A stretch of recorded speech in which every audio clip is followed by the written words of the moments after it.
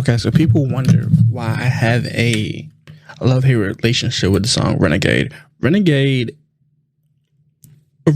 So Renegade basically, what ended up happening was Renegade was supposed to be Eminem and Royce da 5'9". So just some quick summary before I get to like the main part of this message. So Jay-Z and Eminem did Renegade, or Royce da 5'9" and Eminem had Renegade already. Already had the beat for Renegade mixed up. And I think what happened is DJ Head at some point, he produced everything. I believe that's how it worked. DJ Head was producing the beat with Eminem. And then at some point, I think the beat was sent to Jay-Z. And then they wrote it. The reason why this has been a debate for years is honestly because because Blueprint came out first and then Curtain Call came out second. And so people assume that this song was a Jay-Z song because it was on one of his blueprints. Quick side note before I talk about this information.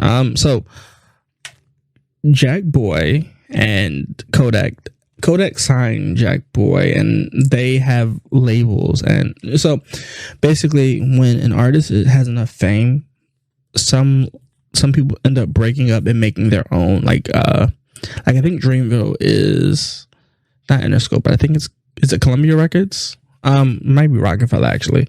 But it's like a branch off of these other like big corporations, and they kind of swindle their money down. And for most artists, there is a better there's better ways of handling it, and I think that's something that a lot of people don't pay attention to.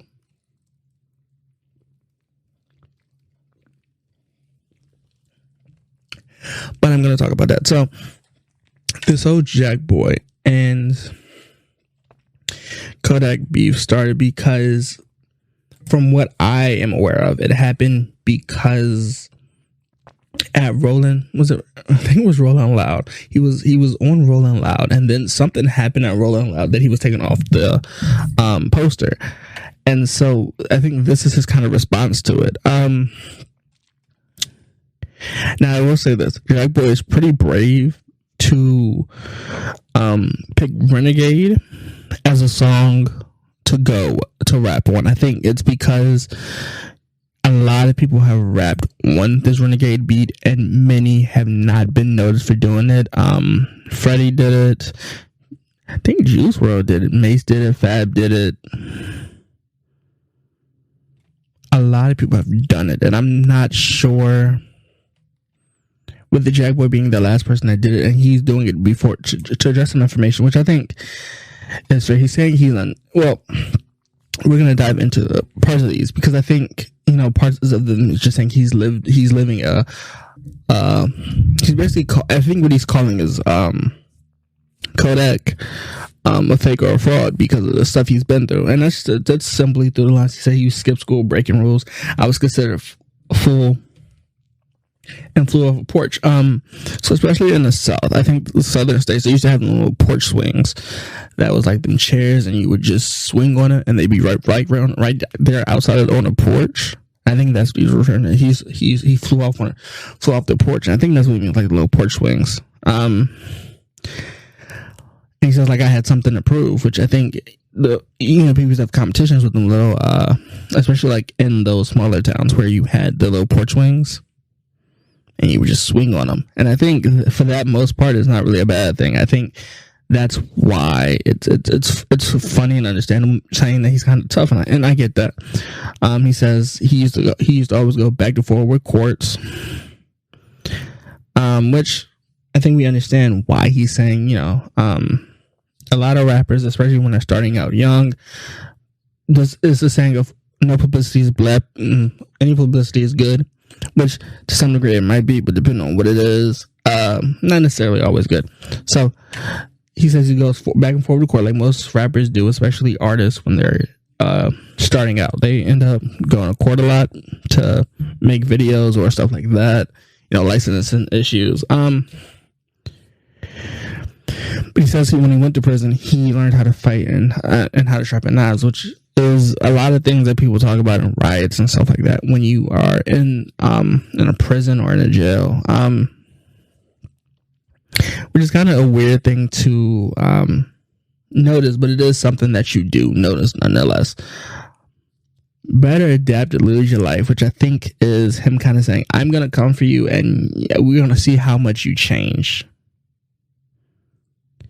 Because nothing is predictable in life. And I think that's what he's saying towards it. And to that point, I really can't argue that he's wrong. He is right about that. And it's a weird thing. So this line that bothers me, and I'll get to this whole song. Every time I drop ops, even gonna go buy it, I don't know what he's referring to in that line. Like, is he referring to the weapon? Which I'm not trying to open the case on anybody, but dropping, even the ops gonna buy it. So if he's talking about cars, a lot of people do buy cars and sell cars to people that they hate just for the money of it and buy it because the car scene is huge in Florida. But see, that's what I worry. I've been a thug, you've been doing it for fame, which is kind of a weird thing, especially when we're talking about Kodak, because I don't think there's very few people that have come out and said anything back in Kodak. Because a lot of people don't know Kodak's history. So he mentioned that line of, you bought yourself in, you bought a way in, because that's true. It is very true.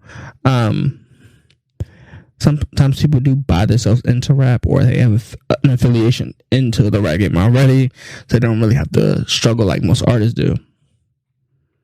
And I think that's why this hatred of goes. When you lost your watch, you called me to get it because I would handle the situation, which I can be interpreted in many different ways. It doesn't necessarily mean he had to handle it with violence, so I understand that, and that's a weird thing. I think that's definitely a portrayal, because people have said in hip hop you either have to be completely. We saw with 69. Tekashi kind of like put himself in the best predicament to become hip hop famous by kind of like trolling or kind of putting on a facade, which many PR teams will say that if you put up a facade, you're most likely gonna get your way into there, into hip hop, and you can become famous that way. Which there's no one's debating that. He said, I put up my truth into my rhymes because I'm a renegade, right? And that's. It's the infamous Jay-Z and Eminem of, I'm that renegade, when they switch their verses, when they change the chorus and they go, I'm a renegade, and it's a very catchy. It's a very catchy song. I think that's the best. It's the kind of the thing I like that he kept in here. He kept, I'm a renegade, never been afraid to holler anything. I like that.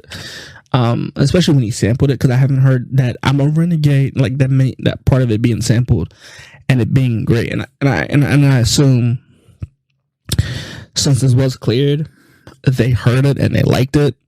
This is coming from Jay-Z and Eminem. I think it was sampled from one of them, and they liked it, because the original sample, I think, is it Rico? There's DJ Head has probably the original rights to it, but I'm not sure who sampled it. They sampled that, but I'm not sure exactly who sampled it. He said I had to countersue for you because you were trying to block my moves. You wanted to sign me and then told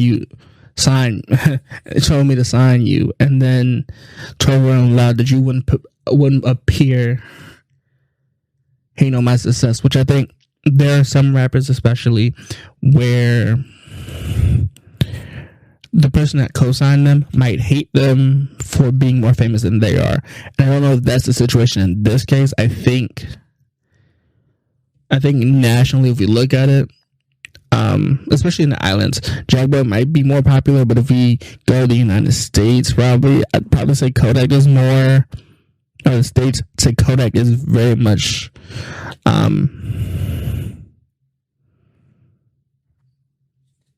I would say Kodak is probably more well known. Because I had to counter too, because it's a weird thing. So this whole thing is he's saying that Kodak put up a facade. Kodak's putting up a facade. He said, "You have federal agents protect you," which I think he's calling him a federal rat or a snitch, which isn't necessarily true. I mean, there are definitely different other ways to get pardons. I think he's saying that because he got released early. Like, Kodak got really released early, and no one knows why. I think everyone assumes it's the pardon, but doesn't necessarily have to be.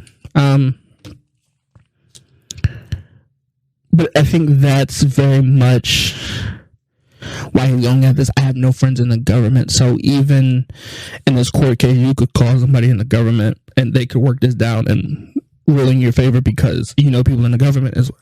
I think the point he's trying to make is all my kin are real. All my kin are their true selves no matter what, even if the money is different or the money thing. And I think that is something to look out for, especially in this thing, because it's a weird thing. And I do say this with so much respect to artists, independent artists that are thinking about going to a label. Please read your contracts, because them contracts they were giving out were terrible to a lot of people. And we know you're making money off advances, because there are a lot of artists that make money off of their advances and use their advance money to make an album or a song. And let me tell you, those contracts are not always good. They might seem good in the moment, but they're not. They might not be fully good. Might not be done in full good faith, especially because you're an artist trying to break the mainstream, and then that comes with, you know, some cost, and then the 50-20 rights thing.